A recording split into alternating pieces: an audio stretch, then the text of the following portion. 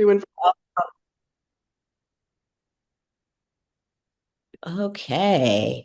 Uh, Good morning to everybody, and welcome to History Matters, and so does coffee. Today we're talking about things that have been in the news, which in a sense we always do, but today, habeas corpus and due process, and why they matter so much. So everyone is talking about them. I'm going to talk a little bit about why everyone's talking about them, but they're to say they're pretty important is an understatement. But before I plunge into that, I turn to my wonderful partner in crime, Annie, who will explain the rules of the game. Good morning, everybody. I'm Annie Evans from New American History. Delighted as always to be with you on Friday. If you're new, let us know in the chat because we've got a whole welcome committee here. But this is how it works. We are going to have a conversation with Joanne for about 30 minutes. She'll talk about today's topic. You're free to engage in the chat. But if you have a question about today's topic, we want that down below in the Q&A. I will be back in about 30 minutes. That's where I will look for your questions, and then we'll see where it goes from there. Wonderful. And as Annie just said, um, definitely if you're here for the first time, say so in chat, and you will get a robust welcome from the History Matters community because I believe I'm really bad at remember. I'm bad generally with numbers. I'm bad at remembering which episode it is, but I believe this is the 267th episode of History Matters, which is amazing. So we definitely have a robust community because a lot of the people who are here right now have been here all along. So, okay, habeas corpus, due process. Let's talk a little bit about this. The reason we're talking about this in part has to do with El Salvador and people being whisked off the street and sent to this horrible, as people are calling it, gulag, this horrible prison in El Salvador without due process. We're going to talk a little bit about what that means. Uh, the other half of the equation is recent, and I think it was this last week that White House Deputy Chief of Staff Stephen Miller suggested that the Trump administration is, and I think the phrasing was, actively looking at suspending habeas corpus, which, and I'll explain it in more detail soon, but is essentially the principle that you should be able to challenge your detention in court. I'll go into much more detail, but the unifying factor here, and what we're talking about this morning, due process and habeas corpus, and they're not the same thing, but they're really related, is that if you are taken, if the state takes you against your will and accuses you of a crime, you have ways to basically ask for some kind of due process or to at least file a writ of habeas corpus and ask to be taken before the court so that they can prove they have a reason to jail you, to imprison you. So in essence, habeas corpus and due process are this will be it'll sound very extreme, but I'll get there by the end. Really kind of guarantors, or at least are protecting individual rights. That's what this boils down to, is individual rights. And they both take effect when the state acts upon individuals and seemingly, imprisons them or acts upon their rights, violates their rights in some way.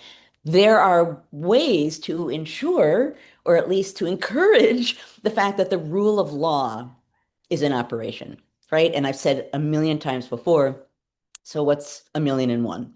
That at the heart of any kind of democratic government is free and fair elections, is the accountability of the people in office to the people who put them in office. They are accountable for what they are doing. And it's right out of my head, law and order, right? Just the simple fact of the rule of law. So the rule of law, accountability, free and fair elections. Um, the rule of law, which is what we'll be talking about mostly today, is essentially the idea that we are all under the same rule of law and that there are clear standards and statutes and there's crime and there's not crime. And if you're accused of a crime, then there are ways in which you can ask the people who are accusing you of that crime to prove it. So again, I'm speaking in general terms. I want to get specific here, but this is about individual rights and in the sense that we're talking about it today, actions of the state against individuals. Now, the ideas that underlie both habeas corpus and due process, they date way back, right? So this is not like some newfangled new idea. It's not an American idea. It goes back at least to the Magna Carta in England in the 13th century, right? So the Magna Carta, I'm going to give a horrible one phrase explanation of what it is, but basically it was a charter of liberties in England protecting those liberties from the king, so that a king could not take someone and imprison them without having to explain why. So in essence, the Magna Carta is one way to push back against what people at the time considered to be tyranny. That's what the Magna Carta is about. So it's a charter of liberties. And it essentially says that the king is subject to the rule of law. Imagine that. And then it becomes a foundation for individual rights in colonial America and after that point as well. It's central, it's key, the Magna Carta. I think there was a copy of the Magna Carta in the Freedom, I think it was called the Freedom Train that went wandering around during the bicentennial with all kinds of artifacts in it. But I could be getting that wrong, and ultimately it doesn't matter. Okay, so let me talk a little bit about what these things are. And I'm going to start by talking a little bit about due process, because habeas corpus kind of, again, not identical, but it fits under that umbrella. So due process means essentially due process of the law.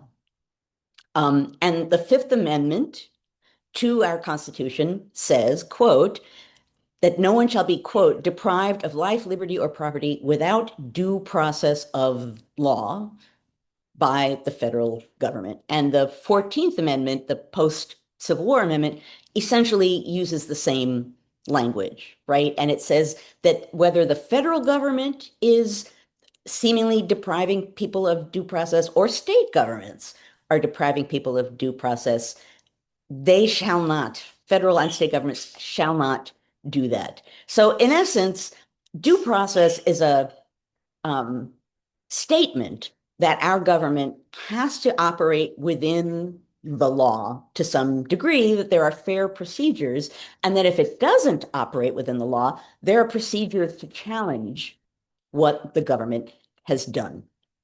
So that's the general idea. And obviously, due process includes things like, and not in all cases, but generally speaking, a jury trial, a fair trial, innocent until proven guilty, all of the things that are cliches, but that represent regular legal order. The idea being that if you're going to be taken by the government to remain in government custody, never mind being deported to El Salvador, you have the right to due process. You have the right to have the people who are detaining you explain why they're detaining you. You have the right to question it. You, again, things like the right to an attorney, all of these things that we know from every procedural police program that we've ever watched on TV. They're real, right? There's a real meaning, and the meaning is the government can't disappear you without you having the right to challenge the government with processes through a free and fair process. So due process generally, and as you'll hear in a moment, habeas corpus as well, they're essential to individual liberty. I'm going to circle back around this because the idea of due process being ignored, habeas corpus being suspended, those are fundamental ways in which the government is threatening to ignore our individual rights, not just seemingly, supposedly illegal immigrants, not just gang members, but all of us. Because if you can do that, if you can take people, imprison people, and not give them due process, any of us, it could happen to any of us because we will be denied the opportunity to speak up and say, why are you detaining me? If they claim that, you're a member of a gang, well, you deserve the ability to step forward and say, no, I'm actually not. I have an attorney who will prove that I'm not. So release me, right? There's a process. This doesn't sound complicated, but the reason why it's alarming is because it feels fundamentally fair. So at any rate, due process. Now let's talk a little bit about habeas corpus. Supposedly the first um, writ of habeas corpus dates back again to the 13th century. And in the Magna Carta, it says, I'm going to read it here, quote, no man shall be arrested or imprisoned except by the lawful judgment of his peers and by the law of the land.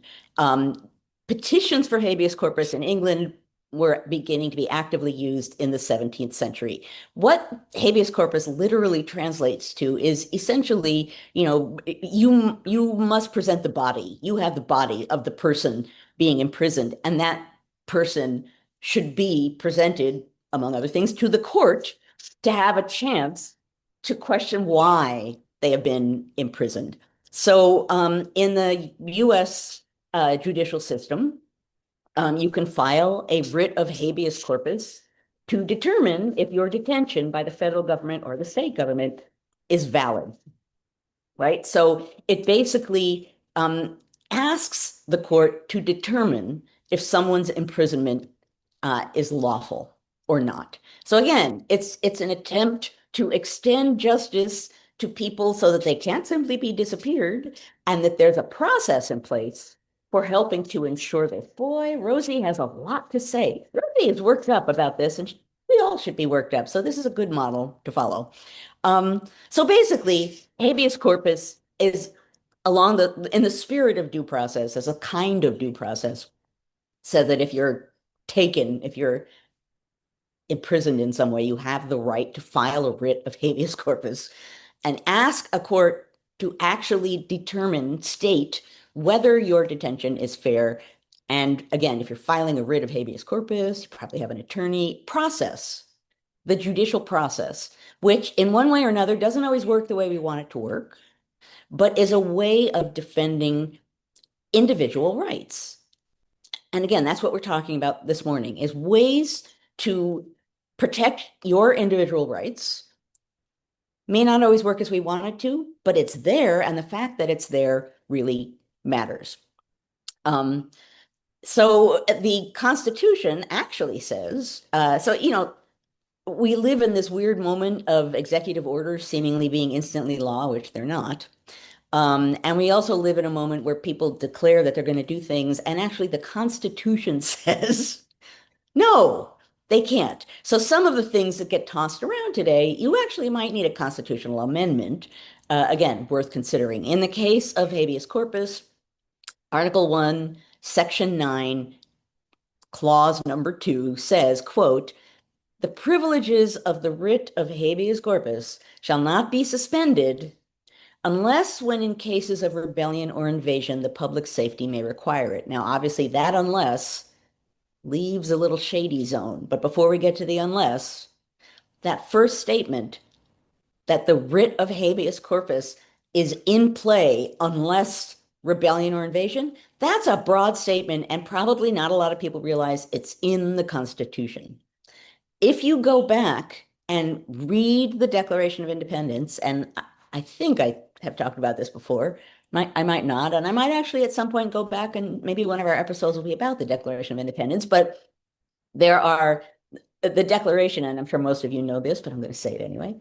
The part of the Declaration of Independence that most Americans know is the opening part. When in the course of human events, blah, blah, blah, blah, talking about life, liberty, and the pursuit of happiness, the part that is appealing to grand principles and placing the struggle of the colonies and their declaration of being independent in this broader context of history. But the meat of the Declaration of Independence is what follows that. And that's the statement after statement after statement of he has, meaning the king. He has done this to us. He has done that to us. A big list of things that the colonists are saying the king has done against us and thus, in essence, has unkinged himself. And among the things that are listed there, and I don't have the precise language in front of me, but they complain, the colonists, about being denied a fair trial by jury. In some cases, they were brought before admiralty courts, which were not the same thing as a fair trial by jury in the a sort of conventional sense. Or there's again, I wish I had time this morning to get the language. They complain about being taken overseas to courts far away from where they are so that they can't get a jury of their peers.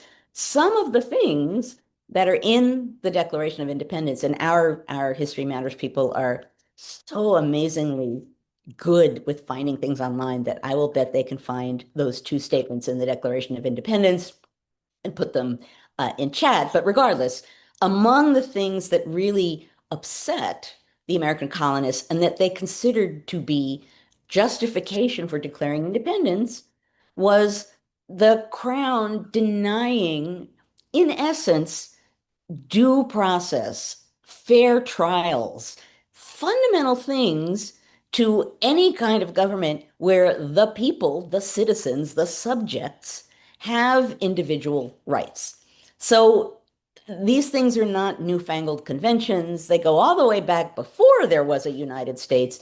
And ever since there has been a United States, they've been in play and they've been considered essential, right? Central to defending personal liberty, to demanding judicial scrutiny of actions being taken against individuals, denying them their liberties. Now, habeas corpus has been suspended on occasion. There is that clause I mentioned before that says in times of rebellion or invasion, you can suspend habeas corpus.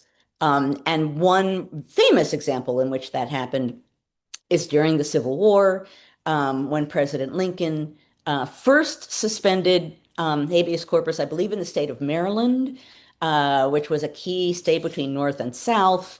And he was trying to sort of control what was going on in this sort of vital middle ground. And ultimately, that suspension of habeas corpus spread beyond Maryland.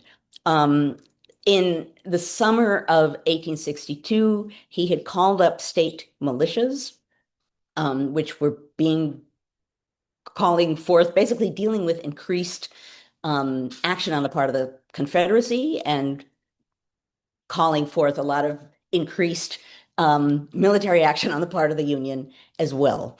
And I remember when I was in grad school, and I remember memorizing the numbers of individual executive orders so that if I was asked in my oral exams what caused something, I could say, well, an executive order 92.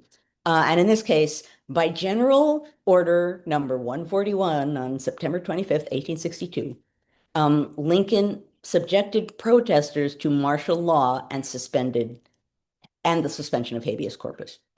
He's trying to silence dissenters and rebels at a moment when the nation was at war and was at risk of invasion. Even so, that decision was extremely controversial.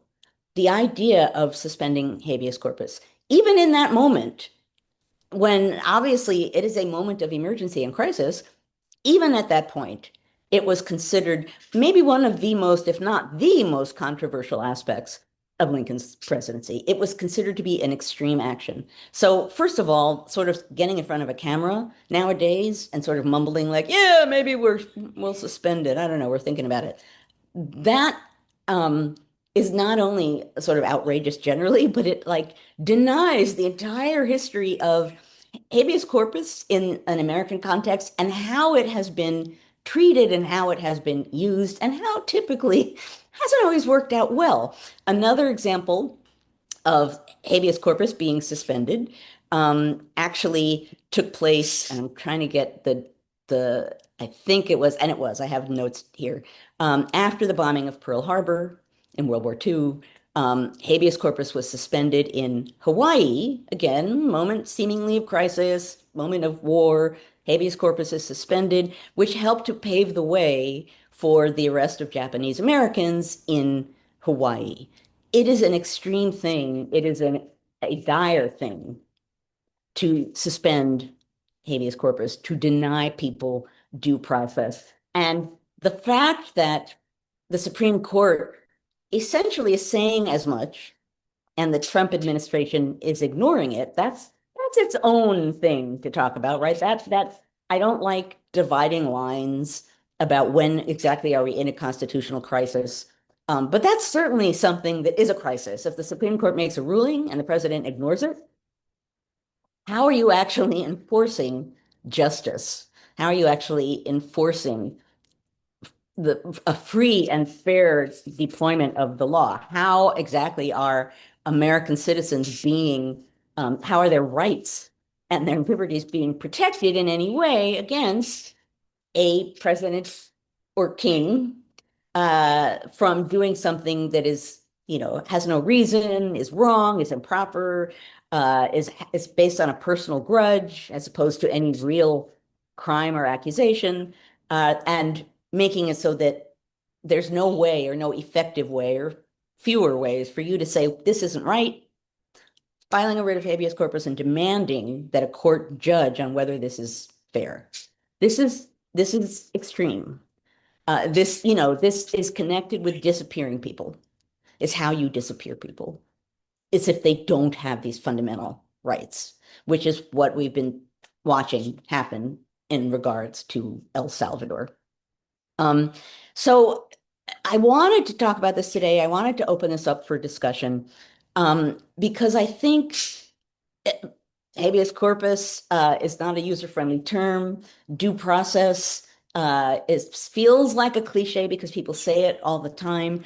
And my desire this morning was to simply make it clear that these aren't just legal statements or phrases that people toss around, that what they are about is fundamentally defending the liberties of individual Americans, giving them the right and providing a process by which people who are being acted upon by the state can say, no, I demand an explanation. I demand a process to decide whether this is fair. I have the right to demand of the state that it explain itself and that I won't just be imprisoned, thrown away, and then ignored because I don't have that right. That right is fundamental. That right is a protection of individual liberties. And there's a reason why throughout American history, in one way or another, people have again and again and again and again referred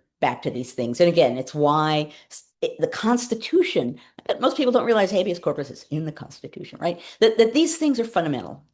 And so I suppose that I always kind of want to come away from this message. I suppose that the message I would ask people to come away from this morning's session with would just be to not overlook the seriousness of these threats, to not overlook what is being threatened here and what are the implications of these threats. It's extreme. It's the sort of thing that in a different time, where there was less a state of, upside down land, this couldn't even be uttered. To say I'm going to suspend habeas corpus, supposedly for some people, because, I think at some point President Trump said something about, really, we have to give everybody due process. There's too many of them. I don't think that should have to. Yeah, you know, yeah, because we're not subjects of the United States. We're citizens of the United States. And as citizens, we have fundamental rights. And some of what I'm talking about this morning, that's what we're talking about. Fundamental rights and our right to challenge the government and demand that our rights be considered, observed, and if we're being unfairly detained, that we get released. I want to find, and I may not be able to find it. I had a statement, a handy dandy statement that I found by, let me find it here, by Marshall. John Marshall, Supreme Court, Chief Justice. I never like to play with my screen when I'm being recorded here. Okay, there we go. So right, Chief Justice John Marshall said in later years, in 1830, that, quote, the great object of the writ of habeas corpus is the liberation of those who may be imprisoned without sufficient cause. That's what we're talking about here. We're talking about protecting individual liberties, forcing the state to state its cause, its justification, its evidence, its reason, and if it's deemed not sufficient, then you have the right to be freed. That's what we're talking about here. And that's why, not everyone, some people are ranting about what this means, denying people due process, suspending habeas corpus. I'm just joining in with ranting and background information because these are fundamental to our individual rights as American citizens, and they shouldn't be hidden behind legal phrases that might not sort of provoke a visceral response in us. It should provoke a visceral response in us. This is extreme. This is, in the 18th century, they might have said tyranny. In the 21st century, this is the sort of thing that happens under authoritarian governments that dictators do to be able to imprison and silence anyone who gets in their way or has gotten in their way. So at any rate, that was the reason why I wanted to talk about this today. It couldn't be more dire, and I want everyone to understand why it couldn't be more dire so that people can speak up, can, push back, can not let this slide without attention. People should be pointing and screaming about this. It couldn't be more dire in a way. Okay. Wow, I don't know what's going on in chat, but I just saw Jesus in there and I didn't expect to see that. Okay, but I haven't opened chat yet. But now for those of you who are here for the first time and haven't been here before, this is the point. Let me move my notes so that They're calling you sassy in the chat. I'm sassy? They said Joanne's getting sassy. I was like, getting? Hey, well, I know, I don't know if it's the first time I'm getting sassy, but at any rate, normally what we do here, and I'm going to do it today, it's a little bit of a stretch, as you will see, but at the end of my comments, 266 other times, I have a mug that I bring forward that in one way or another has something to do with the topic being discussed.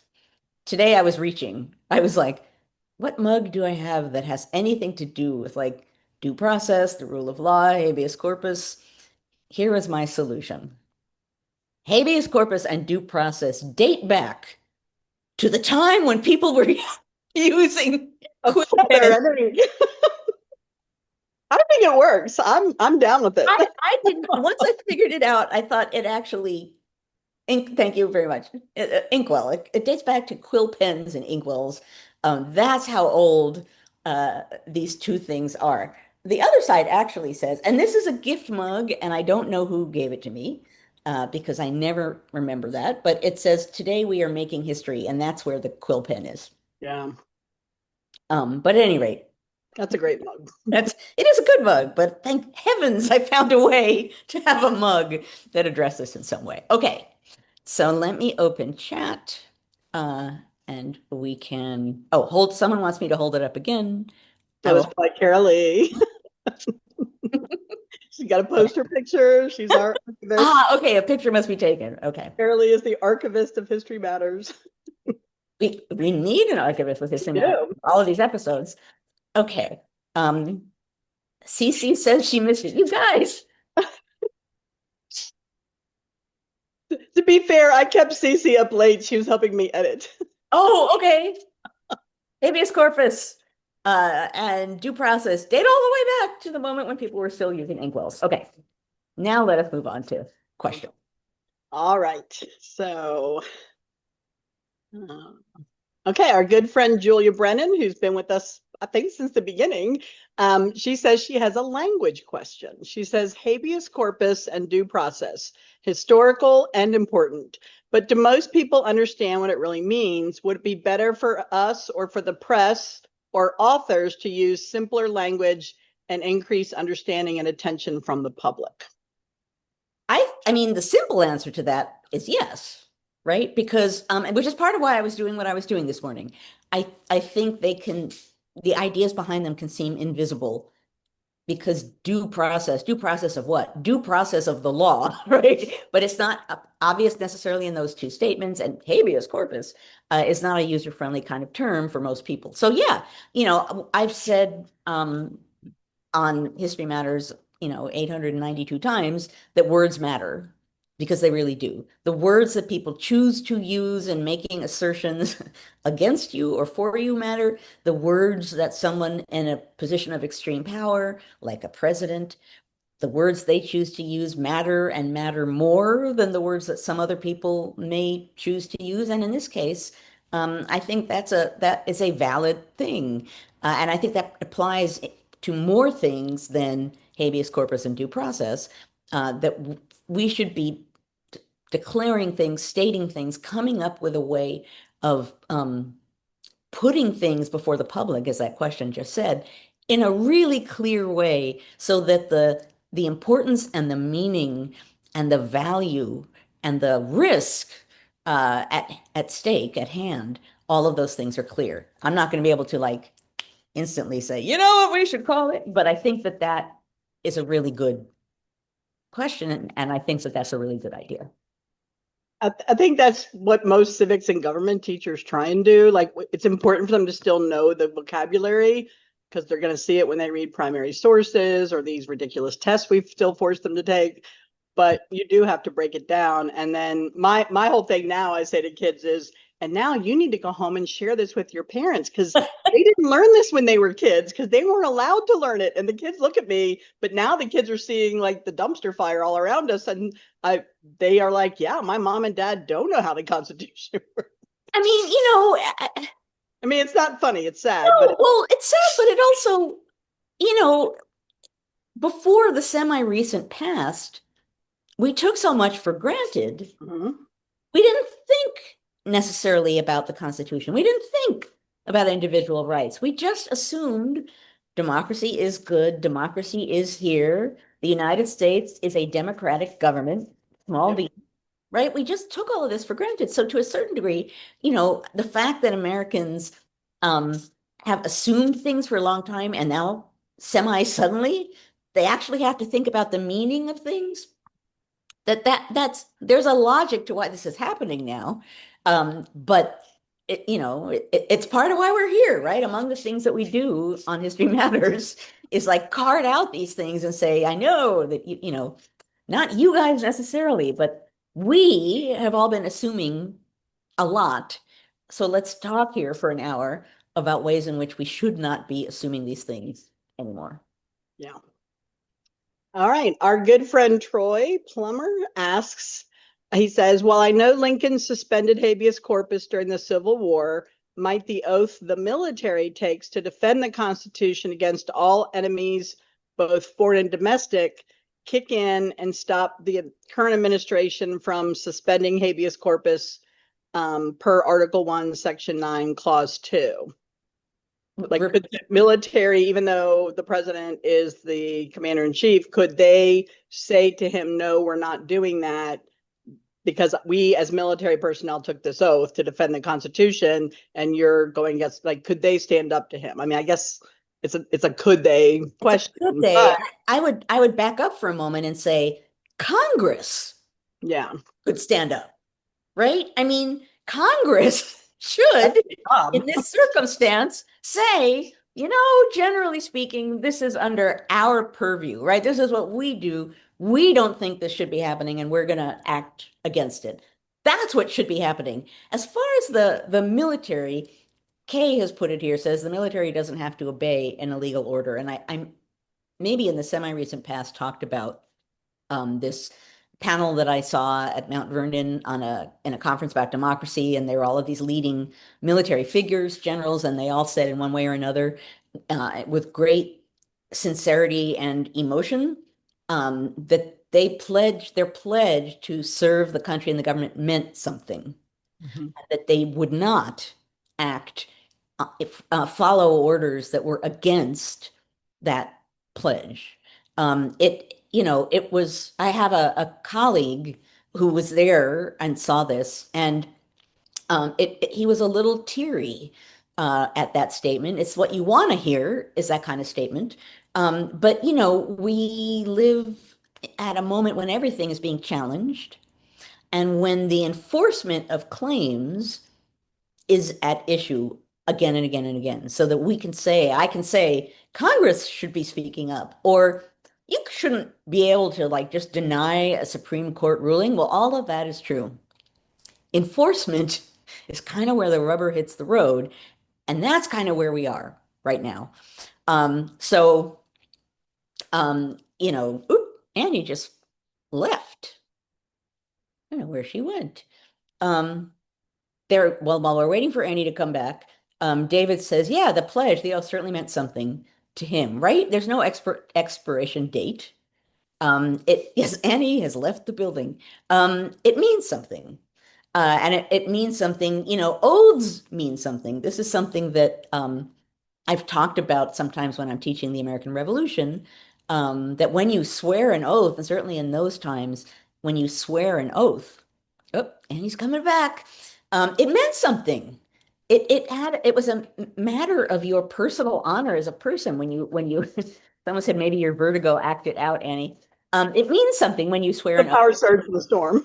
Yeah, an Sorry. oath is not just words, right? An oath means something, and it's why it seems like mere ritual, but there's a reason why everyone, not everyone, but so many figures in public office have to swear an oath.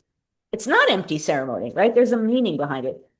Oaths were so considered so powerful that during the revolution, when one side took another side prisoners, so like if Americans took some British soldiers prisoner, the British soldiers would pledge their honor not to rejoin the effort and go back to fight against the colonists, and then they would be sometimes let free. And the idea was, well, we believe them because that is what they're saying. So pledges mean something, and particularly on the part of the military. That's also a long-standing American tradition of assuming that the military can be a risk to liberty, that standing armies are tools of kings and tyrants, and they use them to keep a people in check. They use them to compel higher taxes. Oh, I must pay for these armed forces. So there's a whole trajectory of how these things all interact. And that trajectory and the assumption that all of those things go together, tyranny, monarchy, rights, the rule of law, armies, military power, taxes, all one bundle, as long as there's been a United States, of things that you have to watch, a bundle of things that you have to watch and protect or fend off, because they get to the heart of what democratic governance is. I see, uh-oh, Annie, I think, is frozen. Annie is having problems. I know. So Donna is oh, there, you're back. Oh, maybe you're back. Annie, my partner in crime. I do believe, as someone just mentioned in chat, that President Trump, when asked, said that he didn't know if he had to uphold the Constitution, which, right, just makes that's beyond hair on fire. Oh boy. Oh, you're kind of back, Annie. I know that I don't know what's going on, but I have to use my phone now for a hotspot because the internet, Oh, because of the storm, I guess. I don't know. okay. Sorry. Maybe Claire could edit that part out where I'm frozen. Well, I'm talking, so probably people are gonna see my face, and now you're frozen laughing, which is kind of good because laughing is good. But I don't know if the hotspot is even working really well. I kind of love to see you laughing, Annie, but I would rather see you moving. Okay, you're back. I don't know You're what's going on, kids. Um, Oh, right. Someone says it looks like you're transmitting from some remote location, that you're on assignment. my remote location is my kitchen. That's right. Um, it Uh, is, right. Okay. So, it's right. High winds, and someone said there's like a solar storm or something. it's been a mess all week and flooding. I mean, it's yeah. So I'm surprised we haven't completely flat out lost power for hours and hours and hours. We've had a couple of small, but anyway, okay. Are I do, we? before we go on to the next question, I do want to say, Kay says that she's a bit concerned about the birthday military parade. Yeah, that's a reason to be concerned, right? Mhm. It's precisely all the things I'm talking about. That having a military parade that for one reason or another also coincides with your birthday and marching troops around as a display of your force and splendor as a leader, like that's authoritarian territory, right? That's not a thing that is seemingly friendly to a government where the president is a public servant elected by the people and is not lording over them with military power. So yeah, I that idea I'm more than a bit concerned, but that falls into this whole package of things that are alarming in one way or another to individual liberties. Liberties go back way before there was a United States. Yeah, I was with my nieces who were in high school, and somebody mentioned the parade, and one of the girls rolled her eyes and said, "Oh, that is so South Korea or so North Korea." And I was like, "Okay, she's 15. She's actually paying attention in her history class." Wow. That's actually funny and sad at the same I'm time. proud of her, but it made me sad. But Right. I was, yeah. Right. Troy, when I kept getting frozen, there was a second part to Troy's question, so I'm going to try and. He said, "Is it likely that the Trump administration would manufacture a Reichstag fire-like event, a fake rebellion to try and suspend this habeas corpus?" Once again, I can't predict. The fact of the matter is, might this administration find a way to justify what it's doing that involves stretching reality or lying? You answer that question, right? I mean, this is an admin, all the thumbs floating up. This is an administration that knows what it wants to do and then finds a way to do it that somehow or other may seem justified. And declarations of crises, at the border or whatever else it is. Even the Alien Enemies Act, right? That you need to be like in a time of war, time of crisis, and the fact that some of what's going on now, like, no, it doesn't quite qualify. But unfortunately, this gets back to words matter. You then have to ask what those phrases mean. You have to define those phrases. That gets us into different territory. But yeah, who the heck knows, is what I'm going to say to that question. Who the heck knows? Because yeah. Um, Another one of those sort of what ifs. So I know we don't do what ifs. Daniel was like, "What happens if the current administration continues to just ignore the SCOTUS rulings? Like they said, you have to bring that man back. They still haven't. Nobody in Congress is enforcing it. So I guess that's not really a question. It's more of a what if. So I'm It just is a going to what leave if, that and there on the I don't formally know the answer to that because table. uh, the majority in Congress isn't responding. Um, State governments that are GOP majority, there are so many people not speaking up now about that. People with power not speaking up about that I don't have an answer to that question. It's We should not have to ask that question.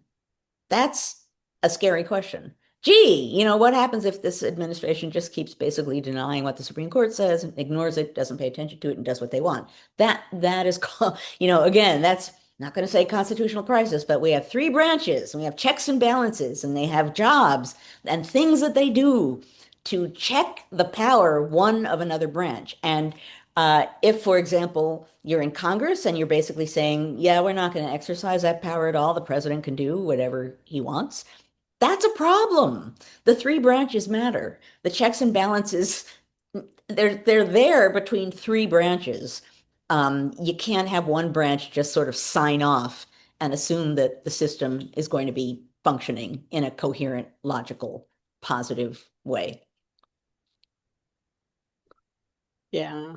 Um, so Kathleen V asks, she says, to clarify, habeas corpus and due process applies to anyone in the United States, correct? She wants to know if you could talk about birthright citizenship. She said she's hearing some people saying it was only meant for those who were born enslaved.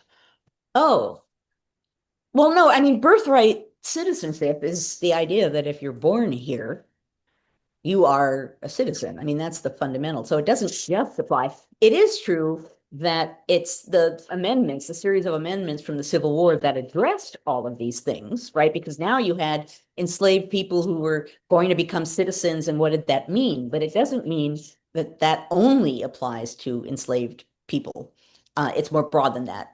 It does apply to just the fundamental idea that if you're born in the United States, you're an American citizen, right? I mean, we're seeing all kinds of ways in which things that should be true, like you have a green card, like you're here legally, a lot of things are being not just questioned, but challenged and overturned in ways that shouldn't be happening.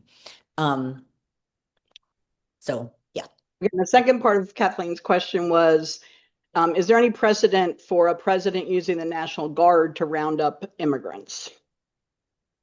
Um, Again, National Guard for times of emergency. And right now what we're seeing is ICE, and in some cases, people maybe not in uniform wearing masks, grabbing people on the street. Yeah. That's not, I shouldn't have to say that that's not normal procedure, right? They That's did address that in Congress yesterday. I was watching. I'm sorry, what did you just say, Annie? I said that they did. I can't remember the name of the person that said it, but she said one of the women in Congress said, don't people have the right to know that the person who's grabbing them on the street is an actual government official? Shouldn't they have to show their face or a badge? Shouldn't they have to show the official paperwork? Because none of And this that's gets back to what we're talking about this morning, right? The general idea that there are processes and things in play so that okay, so this is someone who actually officially has power who is doing this, which means that they have to abide by certain rules and laws and standards, which means that they have certain rights and I have certain rights. Like that's the rule of law, right? I saw someone say somewhere yesterday, like you can buy fake ICE uniforms on Etsy, right? Anyone can dress up and claim to be ICE at this point. People are, hiding their badges or wearing masks. This actually, it's alarming for many reasons. Rosie is like, I don't know if you can hear her, but she's like you screaming have a lot to say words right today. now. Yes, I thank hear a you little for bit. sharing, Rosie. But at any rate, what we're talking about here with masked people doing whatever they want, it's very hard not to laugh at her. Like, I do appreciate the fact that this is so alarming to her. All of the things we're talking about, being grabbed off the street by someone with a mask and a fake uniform, we're still talking about the rule of law, right? And fair processes. And again, there's what perfect case of what we're talking about this morning. If someone in not a uniform with a mask grabs you and doesn't allow you to explain yourself and sort of takes you away, right? That's the moment when you need to have the right to due process. That's a perfect example of why due process or habeas corpus matters. That shouldn't be able to stand, right? That's so obviously a fundamental violation of the rights of people who are here in the United States and the provisions of our Constitution and the rule of law. It's not hard to see. It is ice, although it's seemingly feeling as though it's increasingly common. I don't find it less alarming every day that goes by. I find every example of this is not, is there a precedent for ever this happening? Well, we can look at I don't know, Japanese internment and other things. I can't cite specific examples. There certainly have been moments in American history, uh, enslaved people, Black Americans, the Jim Crow provisions. There are any number of moments, Native Americans, there are any number of moments when the government has acted in this sort of way against a population of people, obviously putting themselves beyond the rule of law. But having the a presidential administration seemingly support it and ask for it, and then even increase its power, for example, by allowing the use of the National Guard, that's alarming. That's alarming. And as I've said before, um, you know, at some months ago when I said, we haven't been here before, and a lot of people said a version of what I just said is, well, we've had all kinds of unfair things in the past. We have. We certainly have. But having all of these things together in this way and endorsed by the administration in power, who are aggressively undermining institutions of government on an ongoing basis. We have not seen this kind of campaign in this way by people in power, very obviously trying to undermine democracy, period. Individual pieces of this are not unprecedented. The bundle of things that we're seeing now, the way that that's being acted out, and the fact that an administration and a president endorse them, where in it that puts us in a strange land. To say that is not to say that we haven't done all kinds of unfair things in the past. It is to say that this moment, as I suggested throughout my comments today, this is a moment that demands extreme attention, that demands extreme alarm. It's expanding things that have happened and justifying things that have happened and formalizing things that have happened before in a way that hasn't necessarily been the case. Yeah. Freda said she's using the word rendition when referring to these removals to El Salvador. She wanted to know if you consider these deportations or what you think of her using that term rendition. Well, there's another case. It gets us back to words matter, right? Deportation suggests that you're being sent back to where you're from, right? That's the underlying meaning of it, which is not what's happening now. Detention, I suppose, but that's not threatening enough, seemingly, as to what's happening. Detention is like, oh, you're being put in jail in the United States. I don't know. I would, right. And if it's an American citizen, right, you're being sent back to where you're from. Obviously, if you're an American citizen and you're being deported, you're not being sent to where you're from. You're in the place where you're from. So here's a case in which words do matter a lot. And I don't think deportation, in the case of most of what's going on right now, fits for this precise reason. Yeah. All right. I see people. Yeah, we have 2 questions left. Let's do it. Let's go. Okay. Daniel says, if you're being grabbed off the street by someone who has no warrant, no ID, do you have the legal right to physically defend yourself? I do not know the answer to that, and I don't want to guess. Yeah, I don't want to. Yeah. So we don't have law degrees. Neither one of us have law degrees. No, but it's a really good question. It's the kind of question to investigate and find the answer to from a reputable source, right? What do you have the right to do or deny when you're in that situation? And that holds true for the person being taken off the street, number one. And number two, the people who are witnessing it, what do they have the right to do in that moment? That's worth all of us actually knowing, right? I mean, the right to record what's happening, the right to ask questions, we should all know fundamentally what we have the right to do in those situations. Doesn't mean those rights are going to be upheld, which is kind of the point of all of my comments this morning, but we should at least fundamentally know those rights and at least be able to say, well, I know enough to know that it is my constitutional right to X, Y, and Z. person you say that to might not care. They might actually know that you then become someone who actually knows something, and that might not be worth the effort. But I encourage everyone, like I said, I'm not going to even venture to head into what's legal territory, but look that up with a reputable legal source. Go to something like the American Bar Association, or this morning I was rummaging around in law school explanations of things like habeas corpus and due process to be sure that the language I was using was appropriate. Find reputable sources and investigate these questions because we should all have these with us in our head and ready to deploy. Yeah. And the second part of Daniel's question was, other than not being able to run for president, are there any other differences between naturalized citizens like himself, who's born in Canada, or natural born citizens? That is the only thing that a naturalized citizen can't do is run for president, or are there other differences once they get citizenship? I actually don't formally know the answer to that. Um, yeah, I don't know. I mean, my gut reaction is that that can't be the only thing just because government is too complicated to say. That's the only thing.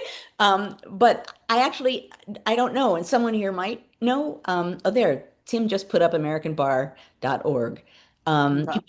You can't run for president. Um, but I don't know.